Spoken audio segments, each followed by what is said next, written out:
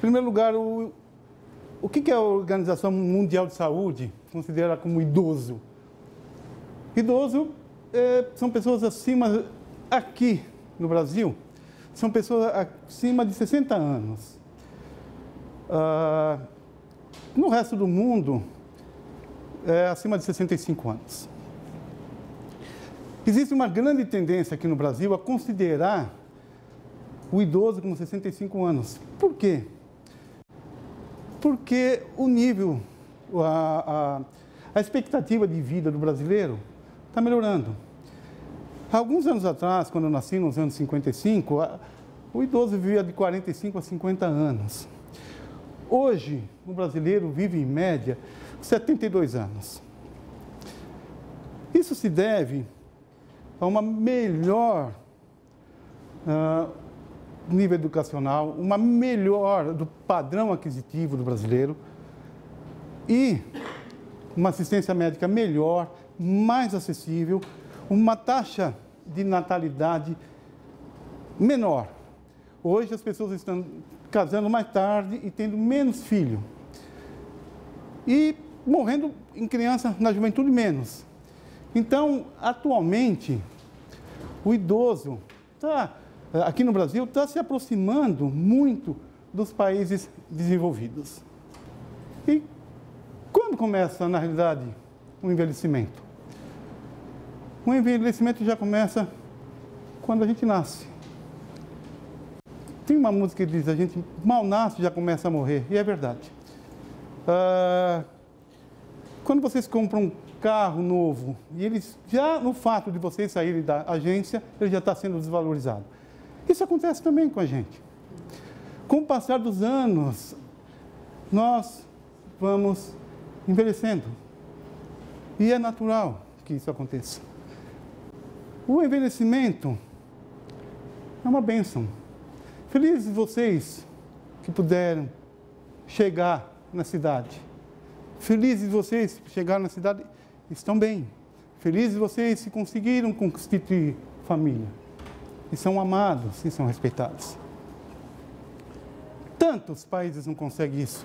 A África do Sul, por exemplo, a África, os países africanos, a sobrevida média é de 30 anos.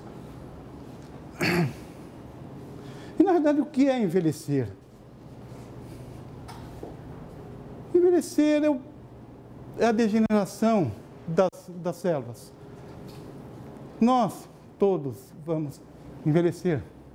Embora a Globo não queira que isso aconteça, todos nós, todas as pessoas bonitas, os modelos que vocês veem hoje, um dia vão envelhecer. E não adianta as pessoas mostrarem um leleco da vida, dizendo que ele tem aquela potência toda. Tudo isso faz parte de um sentimento que a Globo quer passar, de um sentimento que não existe morte, que não existe envelhecimento, mas na realidade existe. O grande problema é que nós temos que, depois de uma certa idade, compreender que tem os limites da idade do envelhecer. Mas todas as idades têm seus limites. As crianças têm seus limites. Os jovens, todos têm seus limites. Os adultos têm seus limites. E nós, idosos, também temos os nossos limites. Quais são os tipos de envelhecimento? Primeiro, o envelhecimento fisiológico. Tudo em nós vai degenerar. Então, com o passar dos tempos, nós vamos ouvindo menos, enxergando menos, tendo mais dificuldade em andar, tendo mais dificuldade em lembrar das coisas. O nosso coração vai envelhecendo, as nossas artérias vão envelhecendo, os nossos músculos vão envelhecendo, tudo vai envelhecendo. É natural que isso ocorra. Nós não podemos querer, hoje, com 60 anos, jogar bola com meninos que têm 25, 22 anos. Não dá. Vocês vê isso. Esses atletas que vão chegando a 40, 45 anos, já não tem mais aptidão, porte físico daqueles meninos de 16, 18 anos. A gente nada.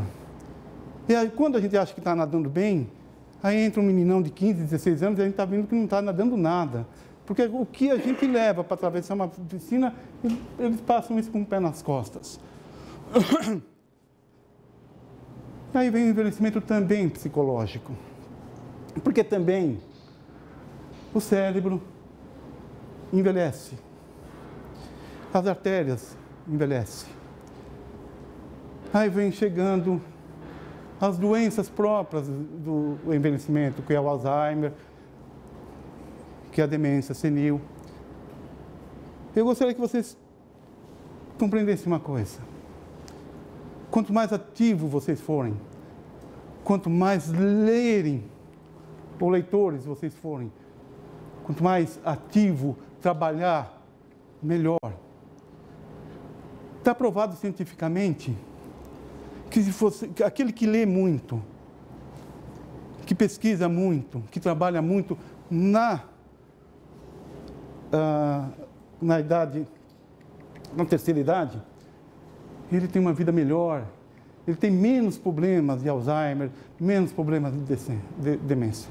Então sejam ativos, mas respeitem os seus limites. Eu não estou pedindo para vocês serem campeões olímpicos, treinar, mas façam uma atividade física. Quanto mais fizer isso, é até uma prevenção, não só para o câncer, mas também para o coração, para a pressão alta.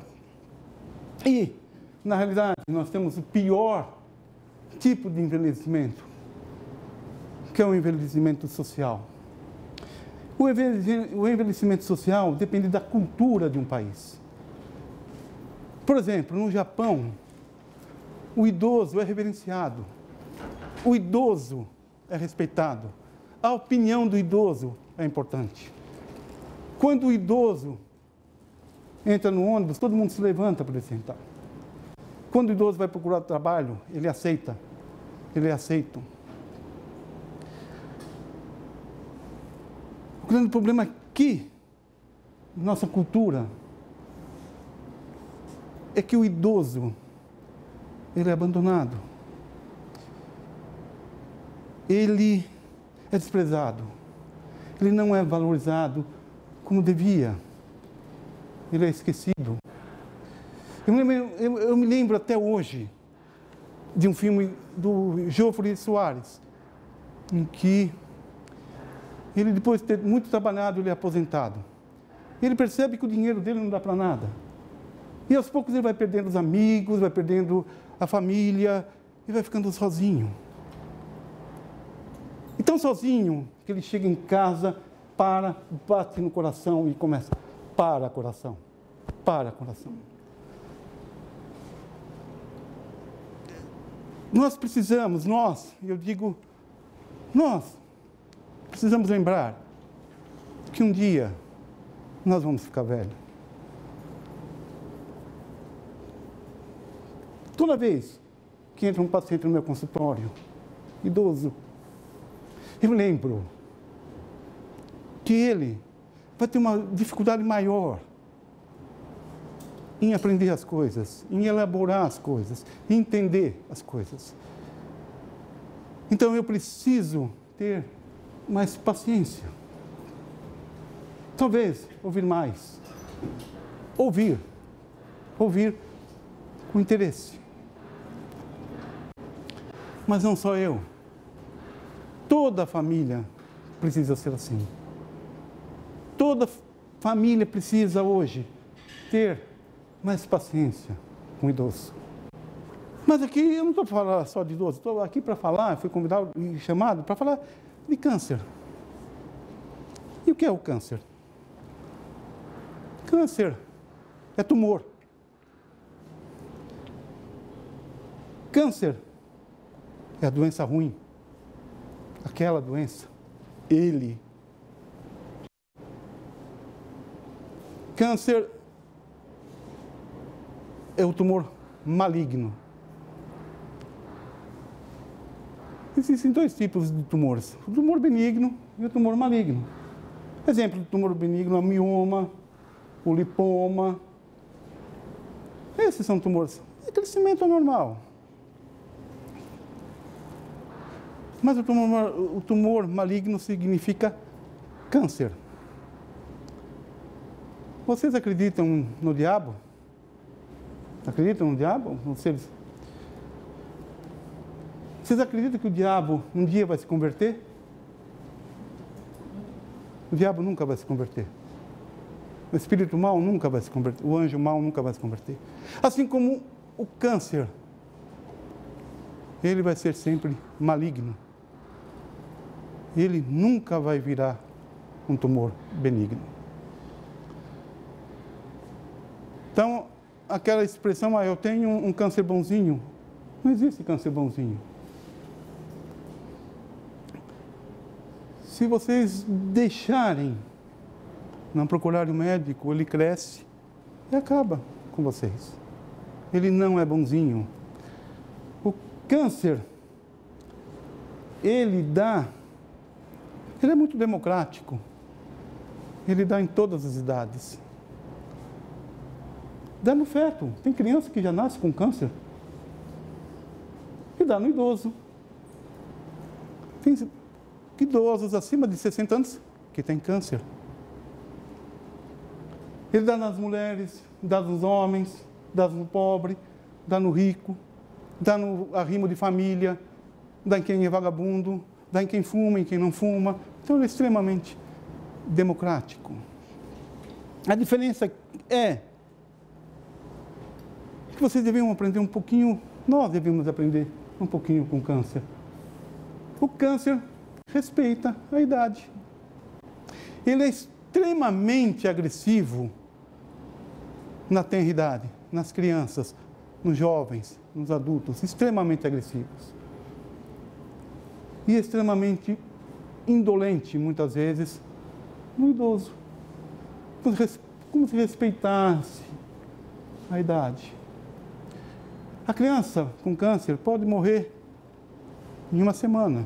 Uma leucemia aguda mata uma criança em uma semana. Um idoso com câncer de próstata, pequeno, pode morrer sem saber que morreu de câncer. Pode durar 30, 40 anos. E tem a possibilidade de você não precisar tratar logo o câncer no idoso. Você não precisa ser agressivo no câncer do idoso, no câncer de próstata do idoso. Você pode esperar, você pode dar isso. Qual outra idade em que você pode fazer isso? Espera um linfoma na criança. Ele evolui em 2 semanas. Ele passa de ser incurável para incurável em 2 semanas. Mas o idoso não é bem assim. E temos tempo. E temos que considerar algumas outras coisas também. Não basta só a idade cronológica. Não basta só nós olharmos, o idoso de 80 anos não vão fazer nada. Não. Muitas vezes o idoso de 80 anos tem um corpo de 60. Passa por 60. E muitas vezes um paciente de 60 anos, um idoso, tem tanta comorbidade, tanto problema cardíaco, tanto problema de AVC, diabetes, hipertensão, que não pode ser tratado imediatamente. Há que se esperar, há que se controlar tudo isso. E temos também que levar em conta que tem 3 tipos de idoso. Aquele idoso que está bem, que não sente nada, tem um câncer pequeno, mas ele praticamente foi descoberto, por exemplo, num PSA de rotina. E está muito bem. Esse paciente não só pode, como deve ser tratado, como alguém que tenha 40, 30 anos. Já foi comprovado que ele tem as mesmas respostas, as mesmas chances do que uma pessoa de 30, 40 anos, se ele estiver bem saudável. Tem um intermediário, aqueles pacientes que já têm sintomas. e comorbidades. Esse nós temos que primeiro resolver compensar as comorbidades para depois pensar em tratamento. Controla o diabetes, controla a insuficiência cardíaca, controla a anemia e depois sim, trate. E tem aqueles pacientes que estão tão doentes, tão debilitados, que não podem nem sequer sair da cama. Esses são aqueles que nós consideramos como os frágeis.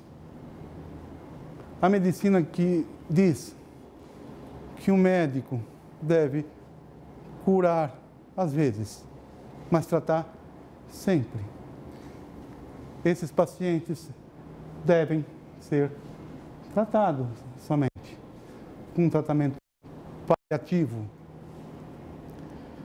Compensar a dor, tirar a dor, compensar a falta de ar. Tá bem aí? Tá saindo bem aí? Compensar bem, tirar a falta de ar dele. Por quê? Muitas vezes o tratamento do câncer é muito agressivo. E se você for muito agressivo num paciente fragilizado, muito doente, você pode ser pior que a doença. Todas as vezes que eu acordo, eu digo para mim mesmo, Pai eterno, que eu não seja para meus doentes pior do que o câncer. Próximo. Não, volta. Mas o que causa o câncer? O câncer tem aumentado muito hoje?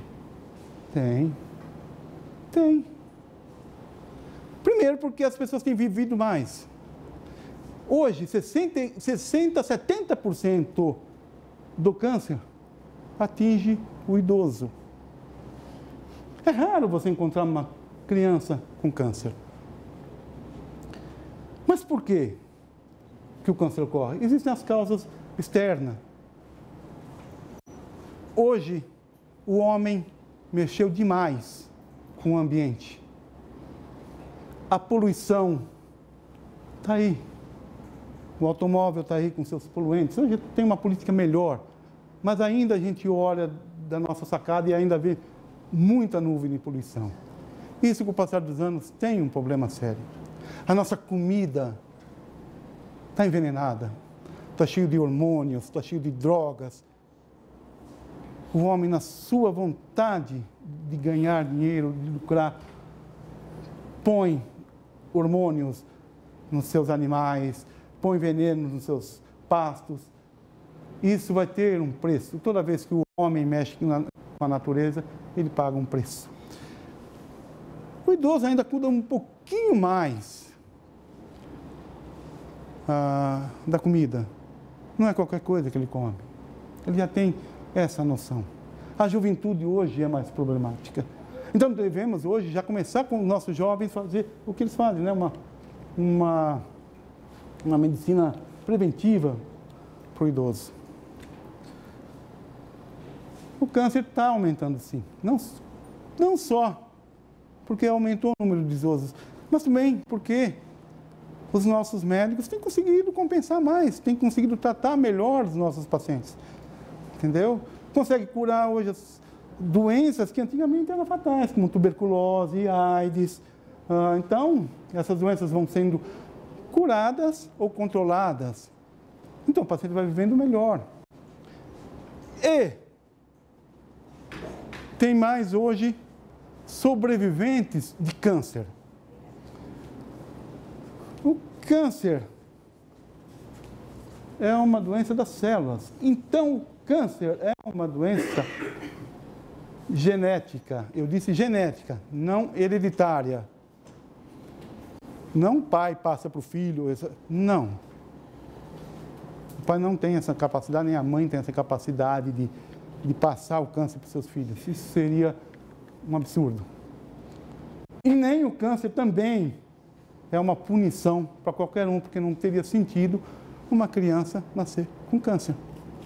Na realidade, o câncer é uma doença. Você tem, o idoso vai morrer de 3 coisas: ou derrame cerebral, ou coração, ou de câncer. são as mortes naturais. Nós vamos morrer um dia. Nós precisamos morrer para que outros venham. As causas internas, defeitos celulares. Todos os dias, em vocês aqui, em mim, nela, tão jovem, está se formando uma célula cancerosa. Todos os dias. É uma verdadeira batalha. Porque existem no nosso corpo milhões de células. E todos os dias essas células estão se duplicando. E todos os dias está nascendo uma célula cancerosa em mim e em vocês. Diz a ciência que todos nós, incluindo você, viu? Todos nós estamos fadados a morrer de câncer antes que uma doença nos mate antes. Mas o que acontece? Nós temos a capacidade de nos defendermos contra o câncer. As células do nosso corpo conhecem umas às outras. E quando ela sai uma célula meio estranha, meio jovem, meio improdutiva, meio cancerosa, meio diferente, meio aberrante, eles avisam o nosso sistema imunológico. E o nosso sistema imunológico faz tudo para combatê-la. Então nós temos que ter um sistema imunológico bom, sempre, equipado. Esse sistema imunológico sofre algumas variações durante a nossa vida. Por exemplo, o sistema imunológico, ele rebaixa muito quando nós ficamos deprimidos. Aí a pergunta, doutor, depressão pode causar câncer? Depressão pode causar. Quem não fica deprimido uma vez na vida? Quem já não perdeu o namorado, não perdeu o esposo, não perdeu o filho, não perdeu, sabe, a casa, não perdeu o emprego? Quem não fica depressivo? O problema é quanto tempo vai durar essa depressão. O problema é o nível, a intensidade dessa depressão. E essa depressão não mate o indivíduo.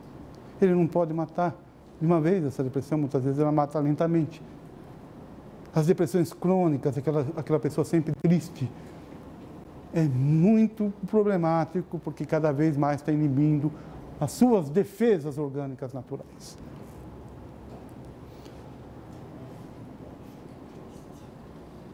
Por exemplo, se somos felizes, a felicidade é alguma coisa que faz bem ao nosso sistema imunológico. Aumenta o nosso sistema imunológico. Estou mentindo, olha só, você entendeu? Faz bem sorrir. Faz bem ser feliz. Isso não tem idade para ser feliz. E a felicidade está dentro de cada um. Eu não posso e nem devo, nem sei como ensinar vocês a serem felizes. Mas sejam felizes. Se preocupem com as coisas que devem realmente ser preocupadas. Até pensando no seu sistema imunológico próximo.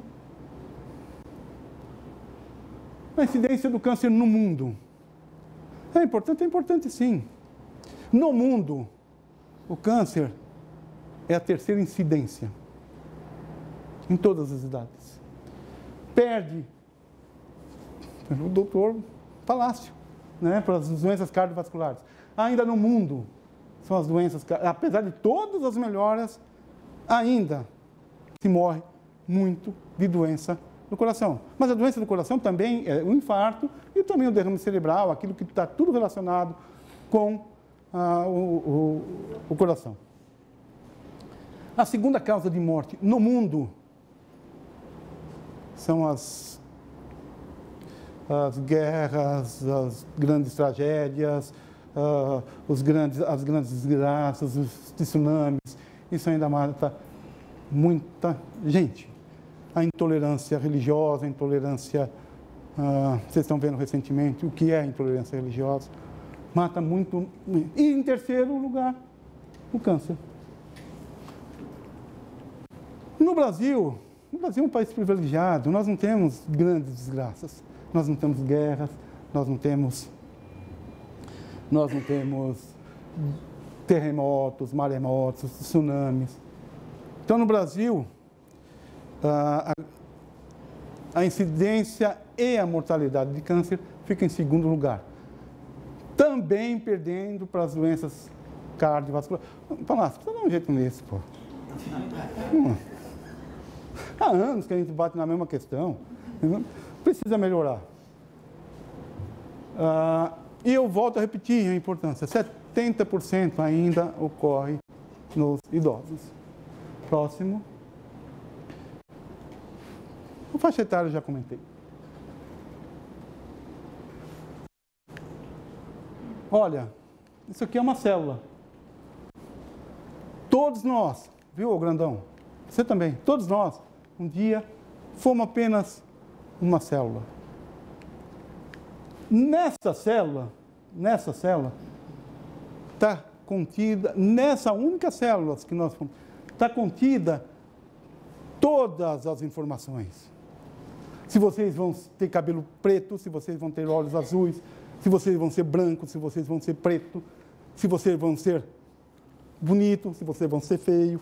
Está tudo ali. Um dia isso foi uma célula. Inclusive, está contido ali, pasmem, quanto tempo vocês vão viver. E o câncer está contido ali também. Só que esse segredo, ninguém sabe. Essa célula é capaz de fazer coisas maravilhosas. Olho, boca, língua, coração, sorriso, dentes. Essa única célula é capaz de fazer tudo isso. Dentro dela existe uma coisa que se chama o DNA. Então, na realidade, a vida e todas as suas transformações, belas ou não, está aqui contido no que a gente chama núcleo. Então, vocês imaginam uma célula dessa se multiplicando todo dia, milhões e milhões e milhões de multiplicação, todos os dias. Vai ter que ter um defeito nesse DNA.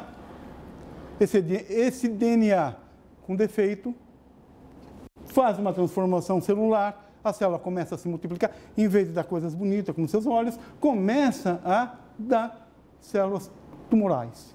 E células tumorais é igual a soldado jovem. Não serve para nada.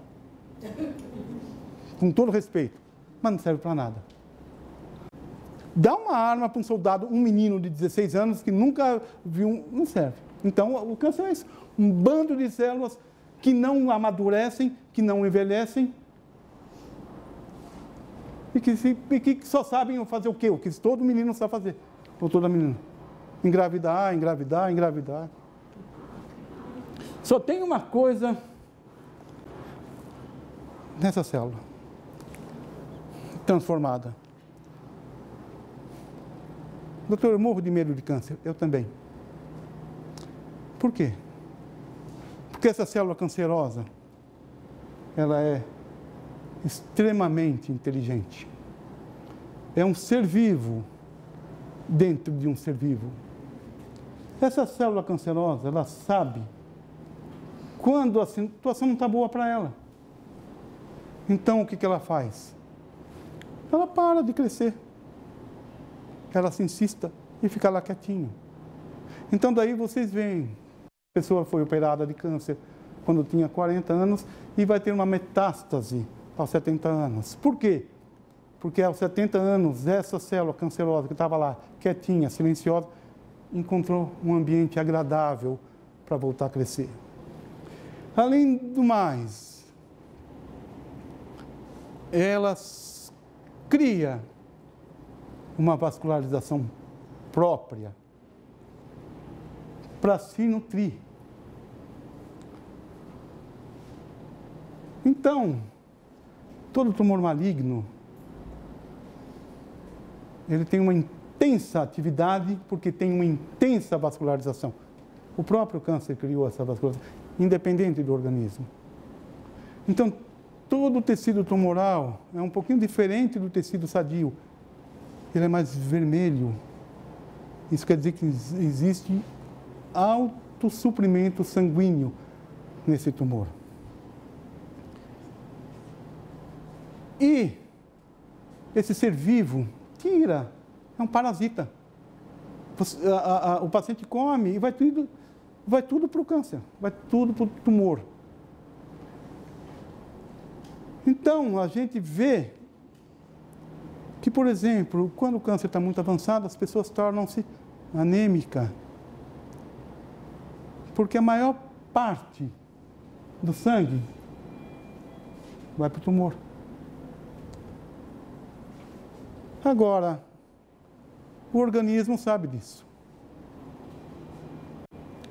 Ele sabe que se a pessoa comer, se a pessoa se nutrir, tudo isso vai para o tumor. Então, o que ele faz? Ele fabrica uma substância semelhante ao hormônio que tira o apetite do paciente. Então, quando o paciente não quer comer, muitas vezes é porque é um mecanismo do corpo para que essa comida não vá para o tumor e o tumor cresça cada vez mais. Eu quero daí concluir duas coisas. Muitas vezes não forcem o paciente a comer, se ele não estiver sendo tratado.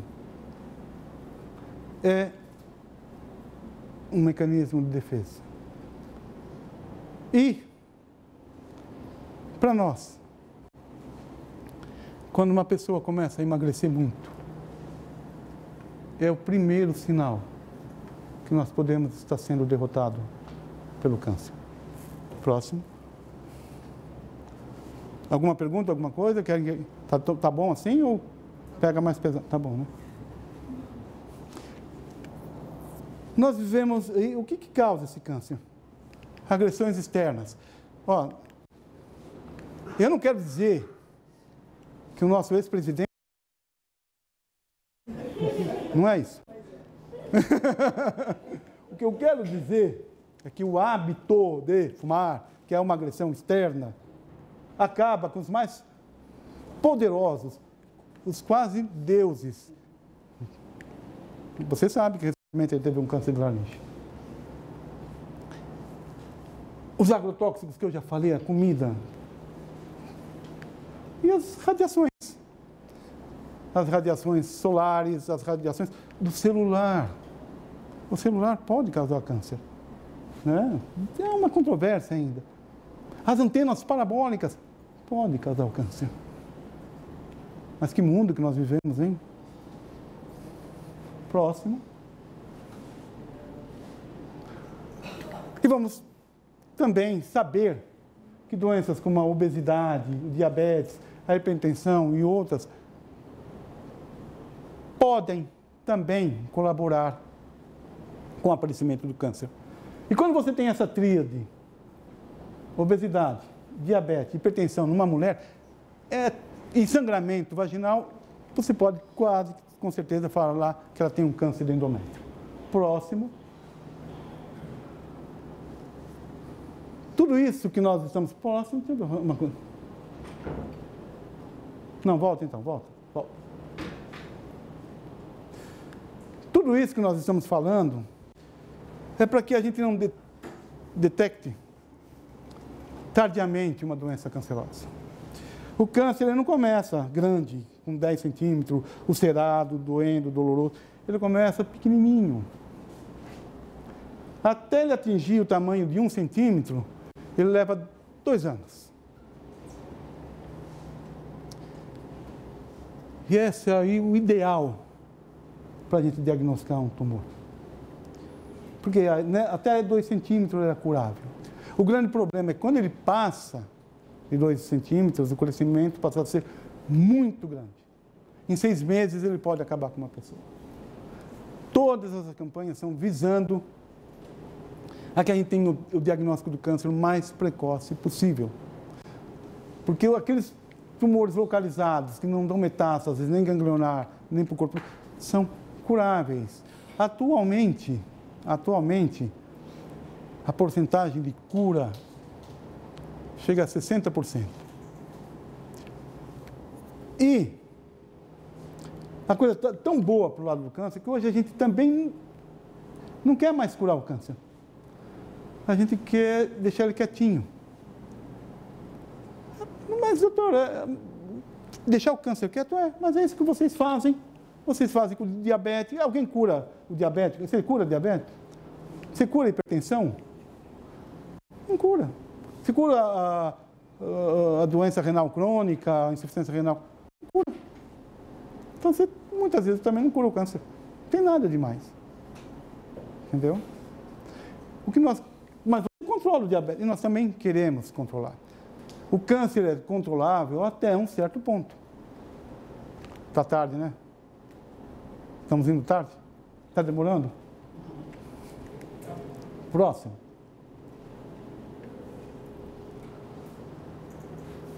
Eu acho que... Bom, depois eu... Então, vamos tentar mais precocemente dar o nosso diagnóstico de câncer. A grande diferença, e daí eu falo que o Brasil ainda é um país desenvolvido, subdesenvolvido, perdão. Porque a grande diferença entre o Brasil e os Estados Unidos é que quando o americano vem aqui e vê aquelas mamas sangrando, aqueles tumores enormes, ele ainda ficou chocado, porque aquilo é raridade nos Estados Unidos.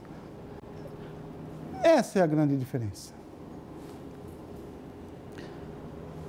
O diagnóstico nos Estados Unidos é muito mais precoce, então a possibilidade de você pegar um câncer lá nos Estados Unidos, no inicial, é muito grande, é cerca de 80%.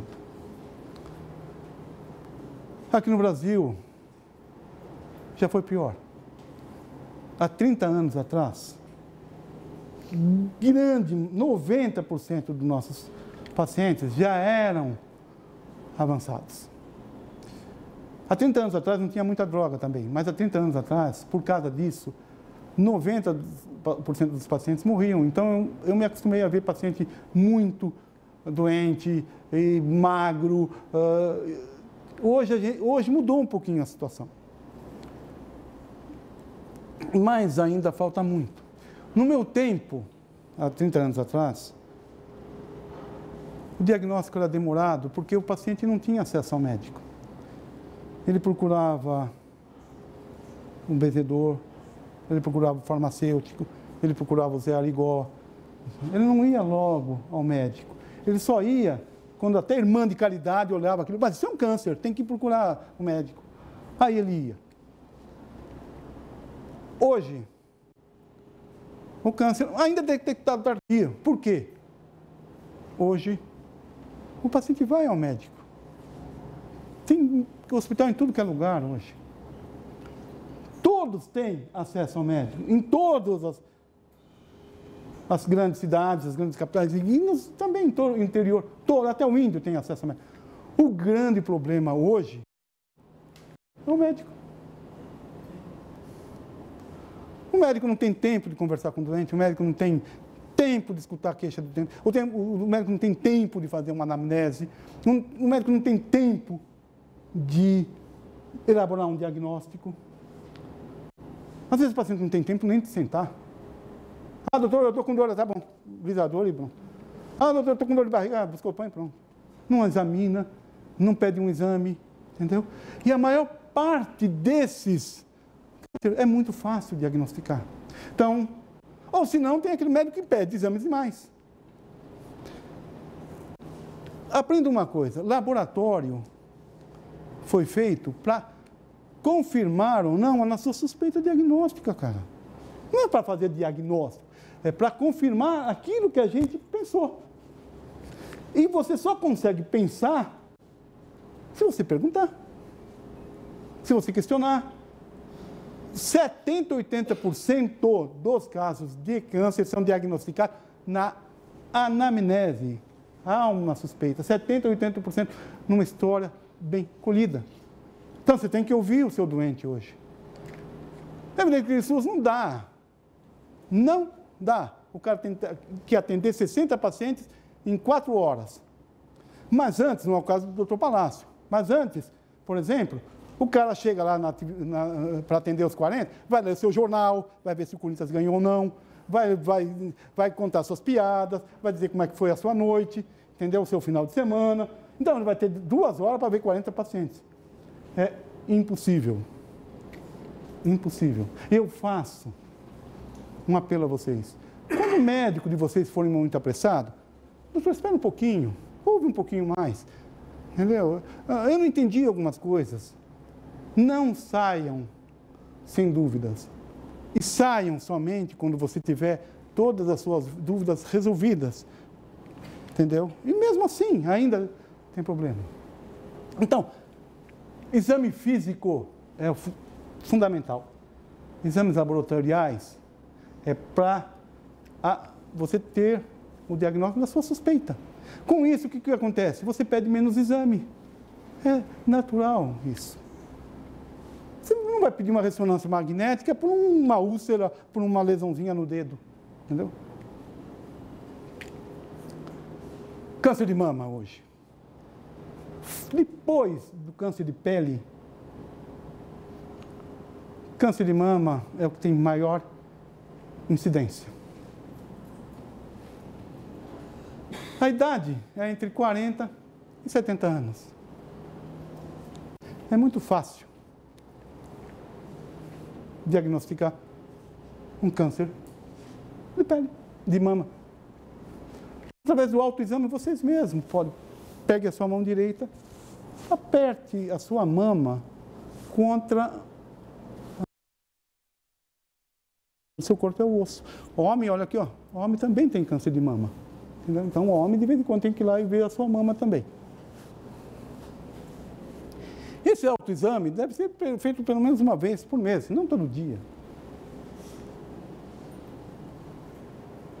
Vocês têm que ter, os idosos, têm que ter um mastologista. Tem que passar no médico. Depois dos 40 anos, todo dia, todo ano. E se tiver, e fazer uma mamografia anual, a partir dos 40 anos. E se tiver ascendência, ou a mãe teve câncer de mama, ou a avó teve câncer de mama, começa já aos 35 anos. Porque câncer é assim, se você tem a possibilidade do seu filho ter, aumenta 4 vezes numa idade mais precoce. E a idade do seu neto também aumenta umas 6 vezes.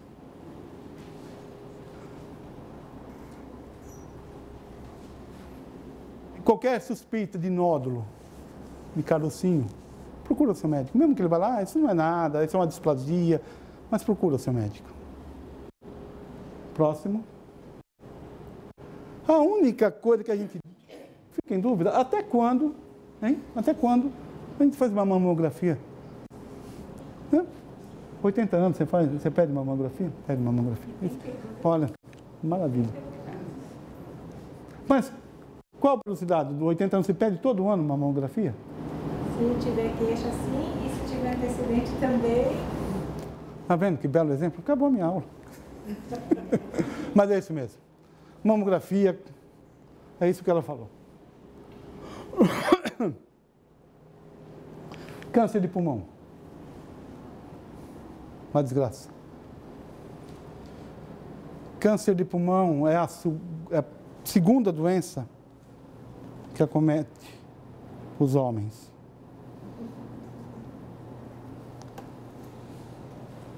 Atualmente, a incidência era a 5ª ou 6ª na mulher, alguns anos atrás.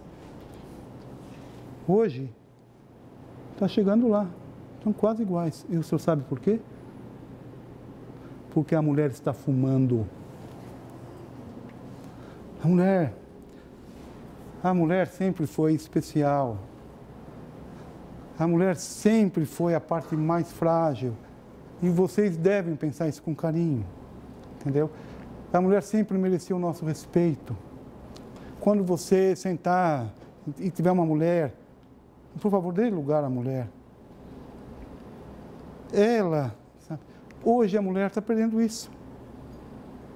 com essa emancipação feminina, com essa busca da igualdade, querendo ganhar que nem o homem, mandar tanto quanto o homem, isso está trazendo para a mulher um ônus muito caro. Porque além dela trabalhar, ela tem que chegar em casa e ser mulher ainda. Entendeu? Ela ainda tem que cuidar do marido, tem que cuidar da casa, tem que... Isso é muito caro para a mulher. A mulher não merece isso. E outra, a mulher está se perdendo, não está sabendo o que fazer com essa emancipação. Então, o que está acontecendo? Está fumando também, fuma demais, bebe demais. Sexta-feira, eu passo, no meu tempo, quando eu saía, assim, via no bar, ver uma mulher num bar era uma agressão. Você sabia quem eram essas mulheres. Hoje é a coisa mais comum. E cheio, um monte de mulheres cheio de fumando e bebendo. Que é coisa mais gostosa para o câncer do que isso, fumar e beber.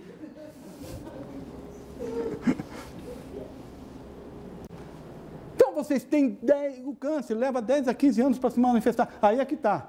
Por quê? Você começa a fumar com 20, 30 anos, fuma 10, 20 cigarros assim, ó. Por que o cara já não fuma tanto assim, entendeu? Tudo de uma vez, né? Mas o cara leva 10 a 15. Então, por que as nossas campanhas contra o fumo, e que está na cara, que é o câncer, é causado pelo cigarro, entendeu? Não há dúvida. E o cigarro só não dá câncer de pulmão, não. Dá câncer de boca, dá câncer de laringe, dá câncer de bexiga, dá mau hálito, é um cara mal educado, está com o dedo amarelo, está com o dente branco, beija aquele negócio, sabe, aquele gosto. Quem já beijou um homem? Não deixa as pessoas dormir. Mano, é para falar de câncer. Então, é isso. Aí o jovem lá começa a fumar, e ele sabe que quando ele começa a fumar, o organismo sabe que aquilo é ruim. Ele começa a vomitar, ele começa a ter tortura. É uma chance que o organismo... cara, para de fumar, que isso aí é ruim, você não está vendo? Mas ele vê a propaganda do Gerson, leva vantagem em tudo. Aquele que fuma tem as mulheres mais bonitas, os carros mais bonitos. Isso é bebida, mas também está junto. Entendeu? Então ele começa a fumar. E fuma muito, fuma 2, 3 maços, não acontece nada, cara. Isso é mentira desses caras. Por quê? Porque o câncer vai só começar a manifestar quando o cara tem 50, 60 anos. Mas o jovem não consegue ter esse equilíbrio, ver que ele vai envelhecer. Entendeu? E quando ele chega aos 50, 60 anos, dá o câncer de pulmão. Eu, sinceramente, eu tenho pena do meu irmão. Pena. Ele fuma demais, fuma 3 maços por dia. Acordar para fumar, que escravidão. Acordar para fumar, para ter um pouquinho de prazer. Quando a gente sabe o quanto ele vai pagar por isso. Então temos que combater o fumo. Próximo. Câncer coloretal. Também acomete o idoso. O principal sintoma do câncer coloretal: sangramento. Desculpa o termo, mas não tem outro. Cocô com sangue. Fez cocô com sangue? Procura um médico. Pode ser hemorroida? Pode. De colo. Pesquisa de sangue oculto. Quando uma pessoa, após os 60 anos de idade, ele começa a ficar brancão, anêmico, e não sente nada, se impõe a pesquisa de sangue oculto nas fezes. E se der positiva, tem que fazer a retostigmatoscopia, colonoscopia. Aqui no Brasil não tem, né? Você não faz uma medicina preventiva. Não dá para fazer colonoscopia todo ano. Não dá. Não tem quem pague isso. Entendeu? O SUS não aguenta. No Japão, você faz uma endoscopia, uma colonoscopia, então você encontra muito mais precocemente aqui. Mas se você tiver, então, alguém na sua família que um dia teve câncer de colo retal, você é um candidato, um possível candidato a ter um câncer de colo retal. Então faça mais precocemente a sua visita ao seu médico. Próximo. Câncer de próstata. Esse é o mal Aquilo que eu falei, todo homem vai morrer de câncer de próstata. Todo homem está fadado a morrer de câncer de próstata. Mas às vezes uma doença o mata antes. Entendeu? O câncer de próstata é muito bonzinho. Às vezes a gente nem trata dele. A idade da sua maior prevalência é de 50 a 74 anos. Aqui, Marisol, tem um problema do PSA. Depois dos 40 anos, o homem tem que fazer um toque retal. O senhor já fez toque retal? Quantos anos você tem? Tenho 28 anos. Ainda está jovem. E o senhor, já fez toque retal? 35, 13. 35 anos? 75. 70, já fez toque retal? Tem que fazer. Só que essa última vez o médico não fez, ontem. Então, tem que fazer. Sempre tem que fazer. Faz parte, faz parte. O toque retal é mais importante que o PSA. Mais importante que o PSA. O toque retal é fundamental. Então, vocês, depois de 40 anos, doutor, tem que fazer o toque retal. Não é um exame agradável, mas é necessário. E o PSA também. O machismo não deixa. Vivemos numa sociedade machista. Desculpe, trocadilho, nem sei se deveria fazer. Aqui só sai, entrar nada. Isso é um pensamento machista que não deve, sabe? Tem que se fazer o toque retal. Diga. Eu fui premiado com 74 anos. Teve um câncer de próstata. Foi diagnosticado como? PSA e toque retal. Exatamente. E não sentia nada, né? Então, tem que ter. A única coisa que a gente questiona, até quando fazer o PSA? Né? Vale a pena fazer um PSA depois dos 80 anos? Vale a pena? Vale a pena, Marisol? Se questiona isso. Até quando o câncer vai demorar? O câncer democrático vai até os 100. Mas o PSA no idoso, ele tem hipertrofia prostática benigna, ele não tem sintomas. Então, dá para fazer a cada 5 anos, vai. Vamos ficar nem muito ao céu, nem muito à terra. Se o PSA estiver normal. Quem fala? Quem me chama? Aí. O meu pai tem um PSA bem baixo, abaixo de 2. E o médico que o atende, o urologista, diz que ele não precisa fazer o exame de toque. E aí? Muda o médico. Precisa. Precisa. Não existe exame 100% garantido, óbvio. O PSA não é 100%. Hoje ainda está se procurando uma alternativa para o PSA, porque sabe que tem uma possibilidade de erro de 10%. O problema é que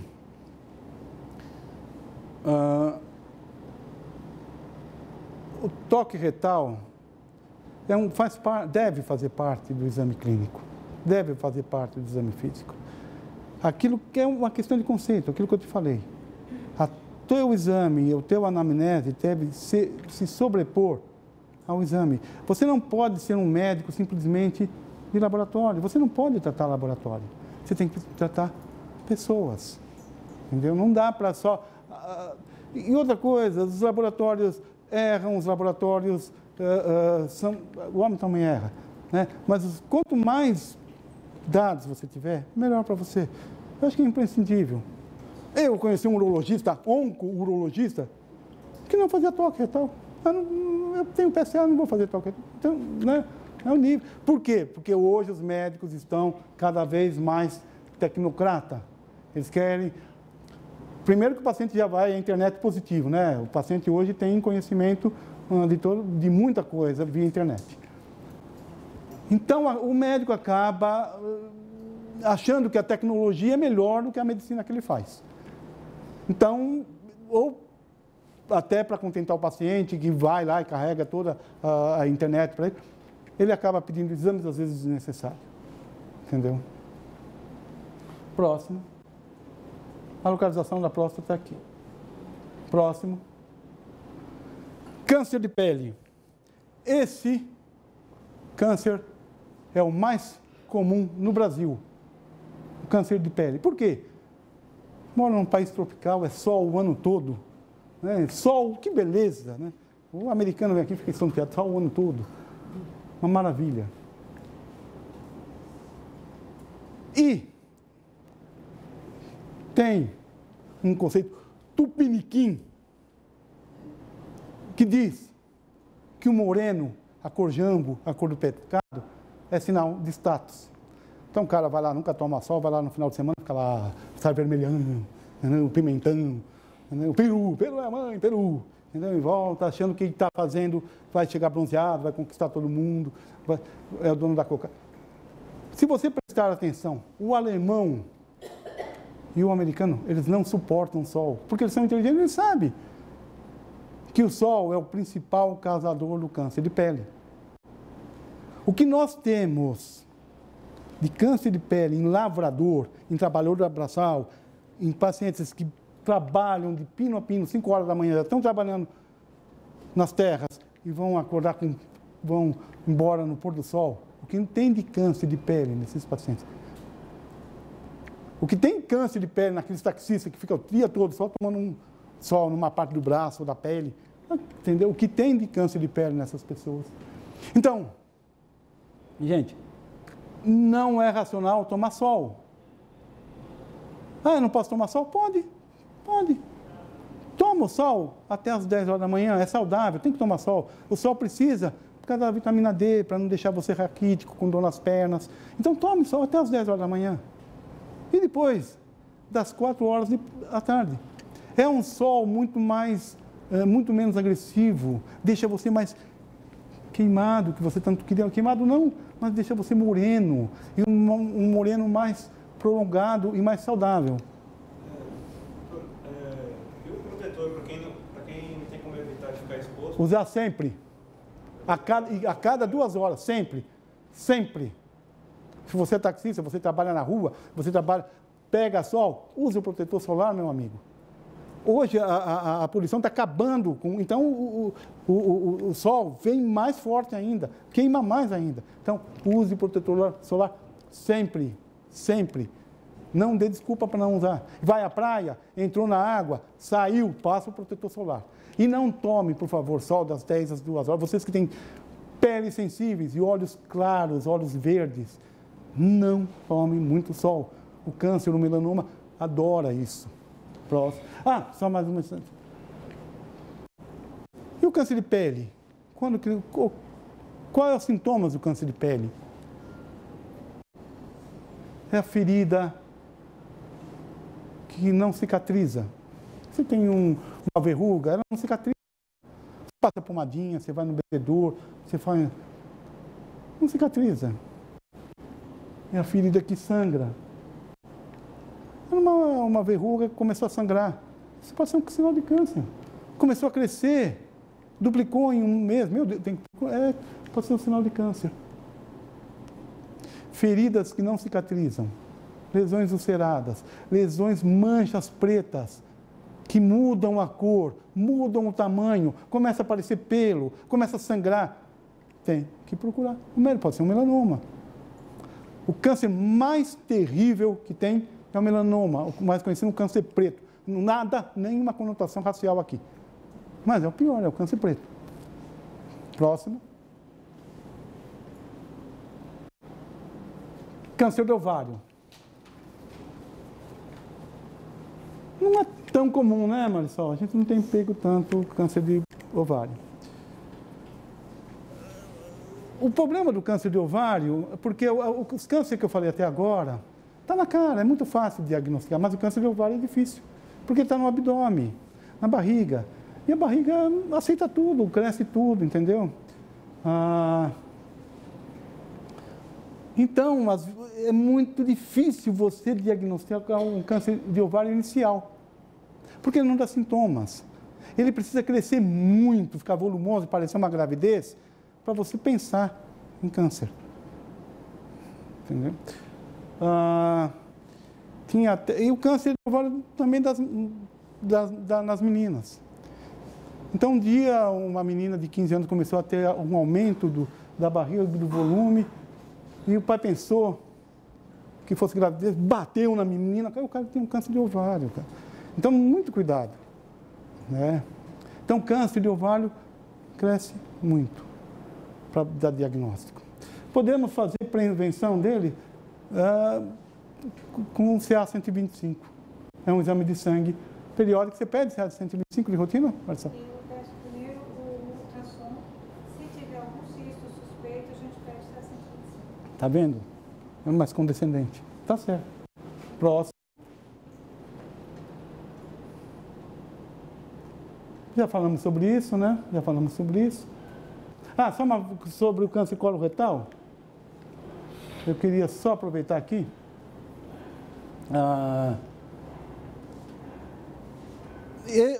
Hoje, antigamente a gente fazia quimioterapia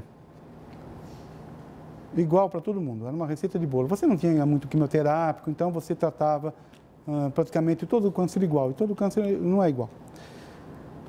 Hoje, a nossa tendência é individualizar o tratamento do câncer, ou seja, a gente quer dar a medicação certa para a doença certa. É aquilo que a gente faz com os antibióticos. Você seleciona uma cultura e trata o bicho com antibiótico que é feito para ele. Nós estamos agora caminhando para isso, atualmente na oncologia.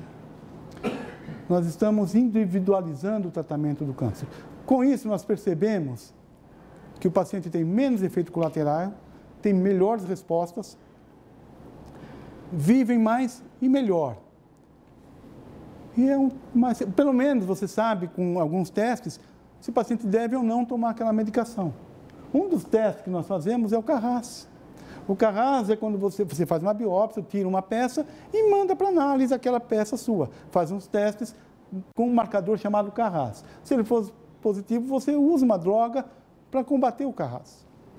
Entendeu? Ou está difícil? É só para isso. Você quer individualizar mais o seu tratamento. Aqueles que não têm Carras positivo, você sabe que não adianta usar essa droga cara, que não vai melhorar em nada. Em relação ao PET-CT, o PET-CT é um exame ótimo, mas é um exame que tem as suas indicações. O PET-CT não é para fazer diagnóstico de câncer. Ah, doutor, eu estou com emagrecimento, eu estou com dor, o senhor pode pedir um PET-CT para ver aonde acha meu câncer? Não é assim que funciona. O PET-CT não é para dar diagnóstico, é para fazer estadiamento, é para você saber o quanto você tem de doença, para você poder tratar do paciente. Saber se é uma doença localizada, uma doença já disseminada. O PET-CT no Brasil só está autorizado pela Anvisa para fazer em casos de linfoma, em casos de estadiamento de pulmão, para você saber se o mediastino, porque você vive num país tuberculoso, então nem todo aumento de mediastino significa metástase de pulmão, então é obrigatório fazer um PET-CT antes de operar o paciente de pulmão, linfoma e estadiamento de câncer de cólon retal, porque às vezes tem muitos gânglios retroperitoneais na barriga que você fica em dúvida, ou nódulos hepáticos pequenininhos, se você dúvida se é metástase ou não. Então está indicado o PET-CT. Para o resto, ainda tem as suas dúvidas, ainda não foi confirmada se vale a pena ou não fazer. É um exame extremamente caro. Bom, como a beneficência paga para eles, não tem que...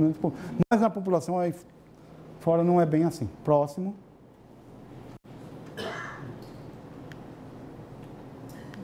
Não se impressionam, né? Não se impressionam com a figura do médico. Mas é fundamental o toque retal. Próximo.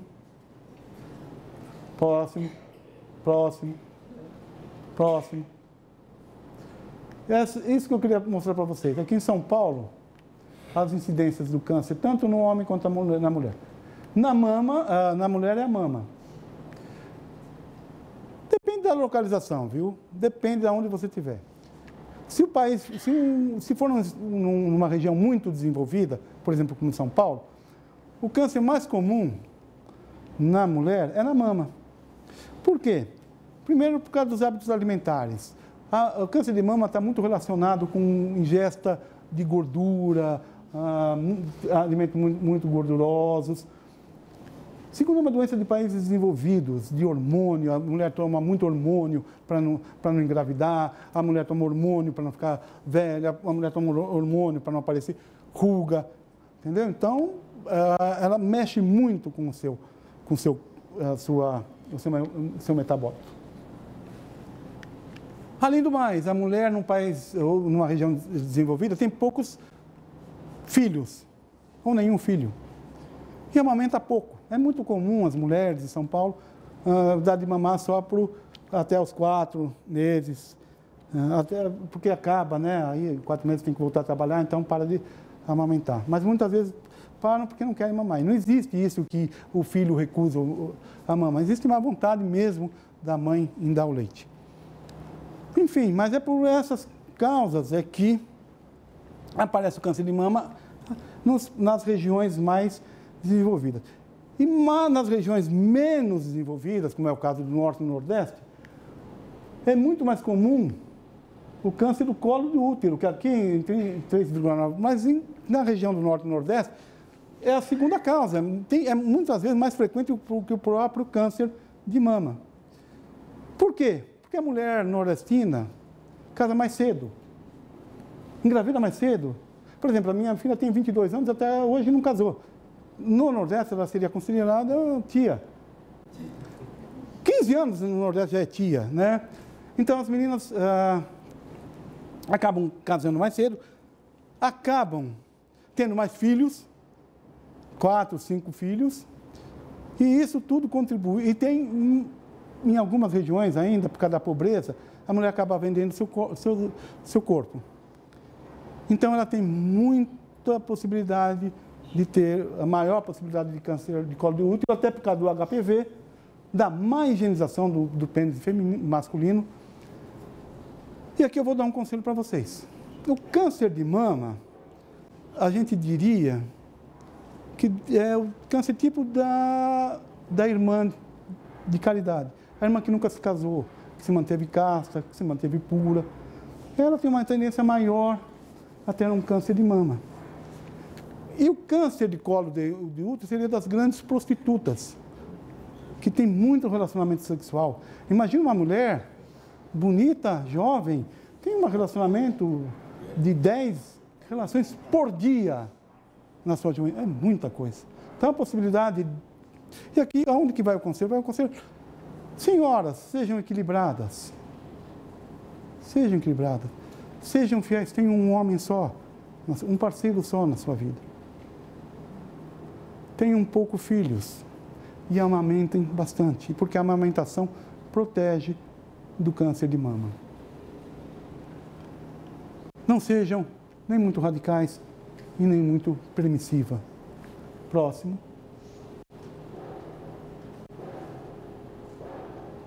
Vou falar rapidamente do tratamento. O tratamento primeiro, inicial e o que resolve mesmo, ainda é a cirurgia. O grande problema da cirurgia, volta. O grande problema da cirurgia é a mutilação. O grande problema da cirurgia é a mutilação. Às vezes, eu penso assim, puxa, no câncer tudo é triste, né? Porque o diagnóstico é triste, o tratamento é triste, porque é mutilador. Mas se você partir do princípio que, por exemplo, nós médicos só fazemos aquilo que a natureza já fez. Essa mama já não existia mais. Estava ali só para doer, sangrar, limitar a vida de vocês, cheirar mal.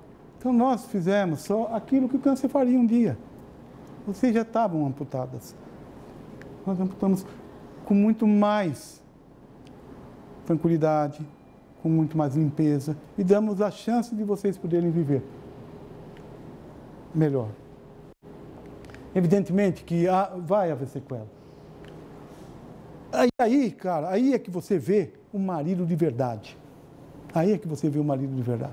Quando você tem, igual aquela música, uma mulher bonita, novinha e carinhosa, faz o homem gemer sem sentir dor.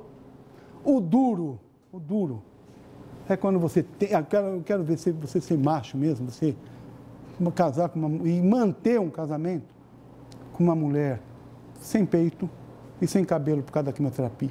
Se você tiver com essa mulher, cara, você é homem de verdade. Porque o que eu tenho visto, na maior parte das vezes, a primeira coisa que o marido faz é ir embora de casa. E ainda tem o despurodamento de falar para a mulher: ah, mulher, você já não me serve mais, né? Você não presta nem, já não tem vontade de ter sexo, entendeu? A primeira coisa que o cara...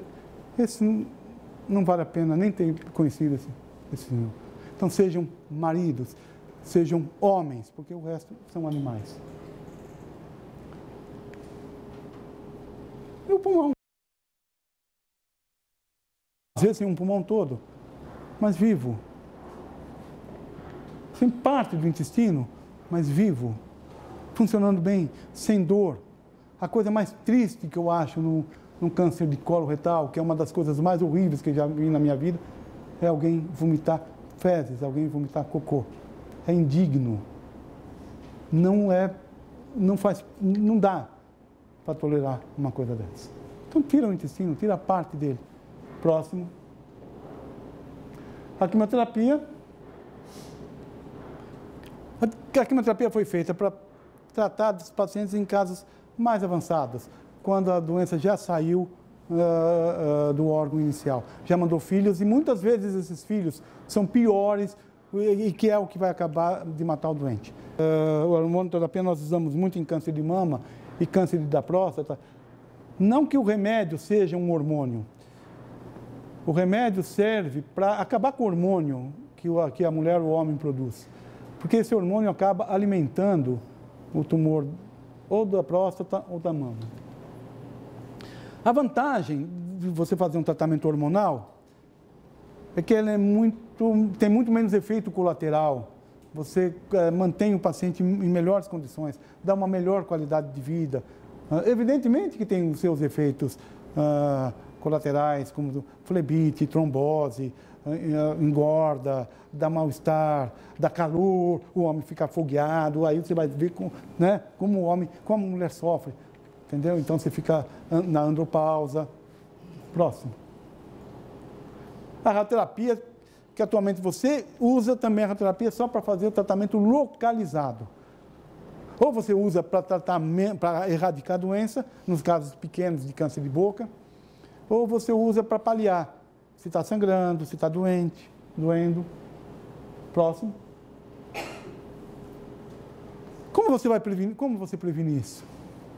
Vivendo bem e equilibradamente. Uma alimentação rica em fibras, frutas e vegetais. Nada de gordura, nada de muito açúcar. Reduza o açúcar na dieta. Tome mais mel, mais açúcar, não o açúcar branco, o açúcar mascavo. A atividade física é importantíssima.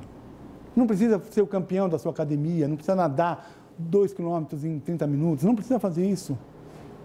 Ande, caminhe, 30 minutos por dia, qualquer um pode fazer. 30 minutos. Isso faz bem para o coração, faz bem. Reduza a carne aqui é carne vermelha. Essa como a carne vermelha uma vez só. Deem valor à carne branca, ao frango, ao peixe. O peixe faz bem até para a cabeça. Mantenha um peso. Mantenha um peso. Não basta só fazer dieta. Tem que fazer exercício também para manter o peso. Bebam menos. E, por favor, parem de fumar. Próximo. Que no mundo tão triste, no mundo de tantas lamentações, de tantas pessoas que nem chegam a nascer, sejam vivos, sejam vibrantes, vivam, amem, é o que vale a pena na vida.